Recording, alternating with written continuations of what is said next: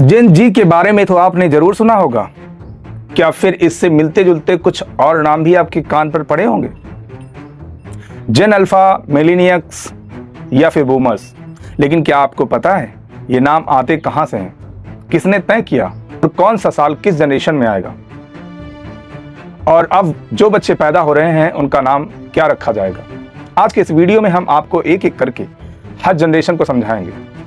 उनका नाम कहां से आया, वो किन हालातों से बड़े हुए और उनकी सोच व आदतें बाकी जनरेशन से कैसे अलग हैं। तो वीडियो को पूरा देखिएगा, क्योंकि आखिर में हम बात करेंगे उस जनरेशन की भी जो अभी पैदा भी नहीं हुई है, लेकिन उसका नाम पहले से तय हो चुका है। तो चलिए शुरू करते हैं। सबसे पहले बात करते हैं साइलेंट जनरेशन की। ये वो लोग हैं जो 1928 से 1945 के बीच पैदा हुए, यानी महामंदी और दूसरे विश्व युद्ध के दौर में बड़े हुए।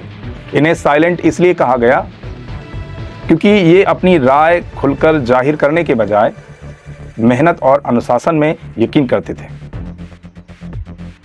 इस जनरेशन ने कठिन आर्थिक हालात देखे, इसलिए इनकी सोच बचत और स्थिरता पर ज्यादा केंद्रित रही। 1946 से 1994 के बाद आती है बेबी बूमर्स जनरेशन। 1946 से 1964 के बीच जन्मी। दूसरे विश्व युद्ध खत्म होने के बाद दुनिया भर में जन्म दर से जबरदस्त उछाल आया, इसीलिए इसे बेबी बूम कहा गया। यह जनरेशन आर्थिक तरक्की के दौर में बड़ी हुई। नौकरी में स्थिरता, एक ही कंपनी में सालों तक काम करना और मेहनत से तरक्की पाना इनकी पहचान रही। टीवी इनके लिए मनोरंजन का सबसे बड़ा जरिया था और टेलीफोन, लैंडलाइन पर भी बातें होती थी। फिर आती है जेन एक्स। 1965 से 1980 के बीच जन्मी जनरेशन। मजेदार बात यह है कि इन्हें एक्स इसलिए कहा गया क्योंकि उस वक्त डेमोग्राफर्स इन्हें ठीक से डिफाइन नहीं कर पाए थे, यानी एक अनजान generation.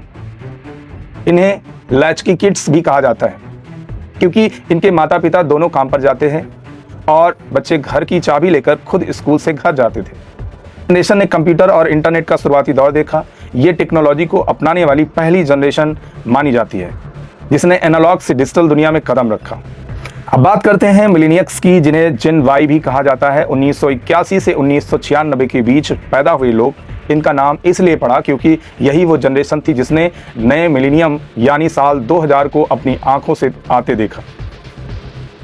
Millennials internet, social media की शुरुआत हुई और स्मार्टफोन क्रांति तीनों दौर से गुजरे। आर्कुट से फेसबुक तक, फ्लिप फोन से स्मार्टफोन तक, इस जनरेशन ने बदलाव को सबसे तेजी से महसूस किया और यही वजह है कि इन्हें डिजिटल पायनियर्स भी कहा जाता है। इसके बाद अगला अक्षर कौन होगा, क्योंकि लैटिन अल्फाबेट तो यही खत्म हो जाता है। तो रिसर्चर्स ने, खासकर ऑस्ट्रेलियन डेमोग्राफर करिंडल ने एक नया तरीका निकाला ग्रीक अल्फाबेट का इस्तेमाल करने का, और यहीं से जन्म हुआ जेन अल्फा का।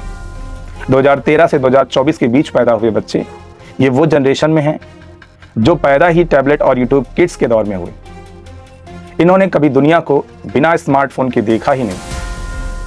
अब तो ये एआई टूल्स जैसे चैट बॉक्स और वॉइस असिस्टेंट के साथ भी बड़ी सहजता से इंटरेक्ट करते हैं। इनके सीखने और खेलने की आदतें पूरी तरह से डिजिटल फास्ट है।